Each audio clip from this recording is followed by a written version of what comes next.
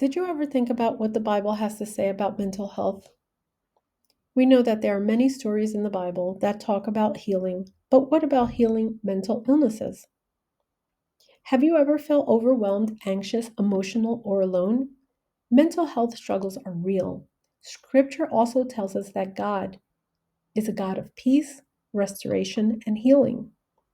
The Bible talks about broken hearts, troubled minds, fear, depression. It also talks about healing and hope. Hello, my name is Abigail, and today we're going to take a close look at what the Bible has to say about mental health, emotional healing, and how Jesus brings restoration through hope and salvation. So, why do people struggle mentally and emotionally? The Bible teaches that the world is broken because of sin. The first two chapters of the Bible, Genesis 1 and 2, talk about God's creation.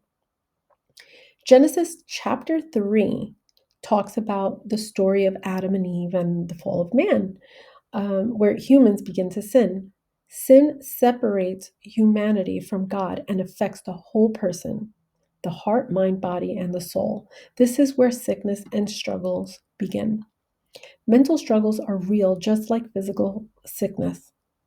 Just like we can catch a cold, break a bone, or catch a disease, the mind can get sick or injured.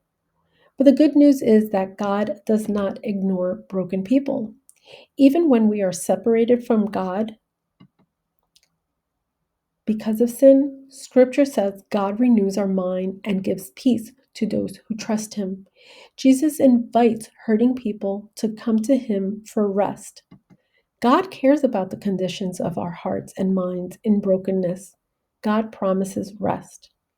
Even some of the people in the Bible struggle emotionally. Let's take a look. The Bible doesn't hide human struggle. In the Old Testament of the Bible, Jonah became angry and depressed after God showed mercy for Nineveh. Jonah got swallowed by a very large fish, and he cried out, "Now, Lord, take away my life."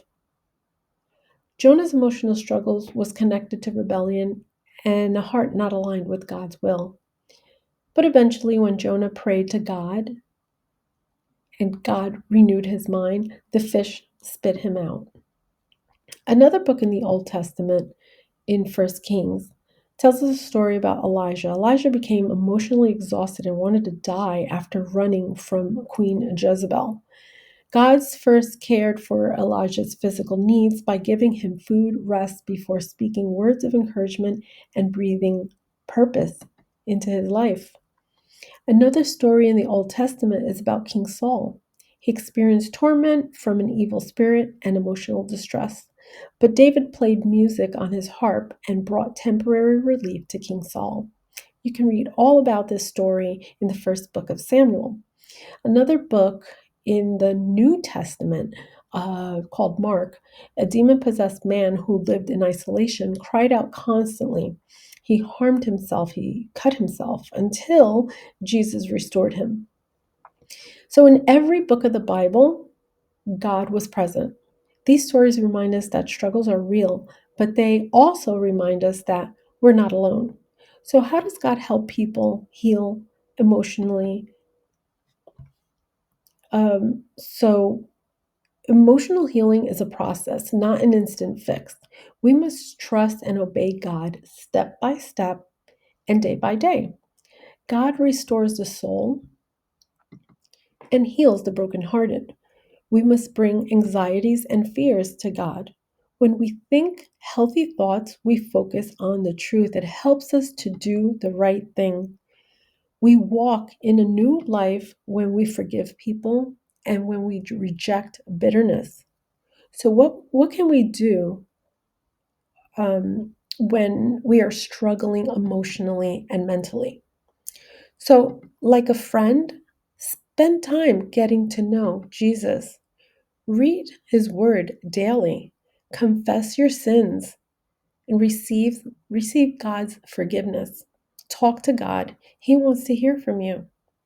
The Bible says if we confess our sins, he is faithful and just and will forgive us. Take captive every thought to make it obedient to Christ. Forgive each other just as I, Christ, forgave you. Jesus brings truth, hope, healing, and offers peace, rest, forgiveness, and new life.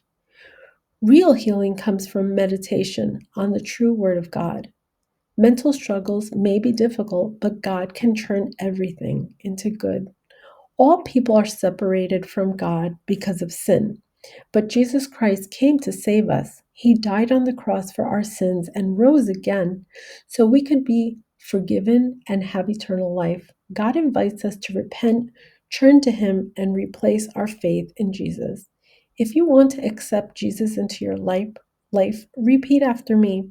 God, you said, everyone who calls on the name of the Lord will be saved. I call on your name. I believe Jesus died on the cross for my sins. I know that I am healed. In the name of Jesus, amen. Jesus loves you. Love him with all your heart, mind, body, and soul. Love your neighbor as you love yourself. Remember to always bring your fears and anxiety, pain, and struggles to God. Read His Word, pray honestly, trust Jesus Christ. Don't carry your burdens alone. Visit a local Bible teaching church and community. If you have given your life to Christ and want to learn more, please contact us.